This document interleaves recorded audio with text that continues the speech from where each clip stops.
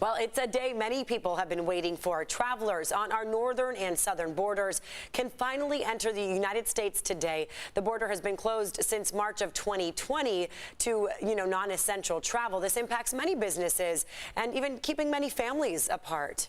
Thanks so much for joining us. I'm Neda Iranpour, filling in for Eric Connert. And I'm Stella Escobedo. Well, starting today, non-essential travelers can now cross the border if they're fully vaccinated.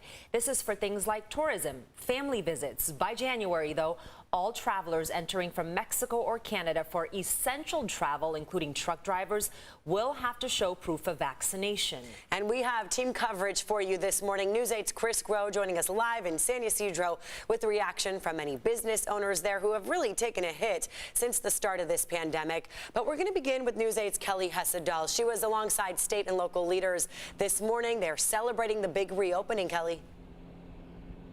Yeah, and it was a big celebration this morning. There was a lot of excitement from local officials on both sides of the border. So if you take a look behind me, you can see this is the traffic heading into the United States from Mexico at this hour. The border is now open for non-essential travel, and Mayor Todd Gloria opened today's news conference with this. Until today, the border has been closed to non-essential travel since March of 2020. Something that was absolutely unthinkable just a few years ago, but has been the case for nearly 2 years. Thank you so much.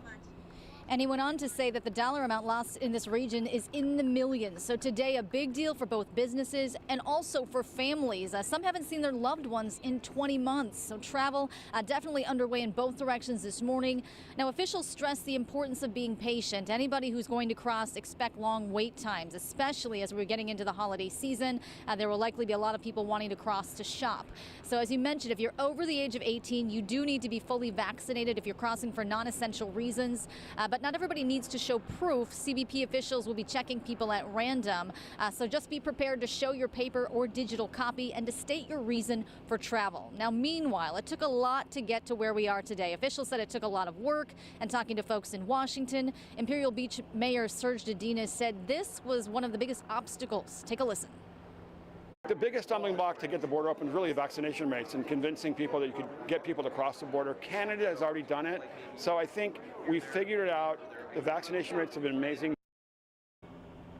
And officials say the vaccination rates along the border on both sides are more than 80% right now. So again, another live look here at traffic heading into San Diego from the United States. You can see it's pretty much crawling along at this hour. Now, we did talk to a family that was heading into San Diego from Mexico today who used the pedestrian crossing, and they told us they thought they were going to have to wait for hours, and instead it took them 7 minutes to cross. So they were excited to get over here to shop, and I'm sure businesses are excited to hear that.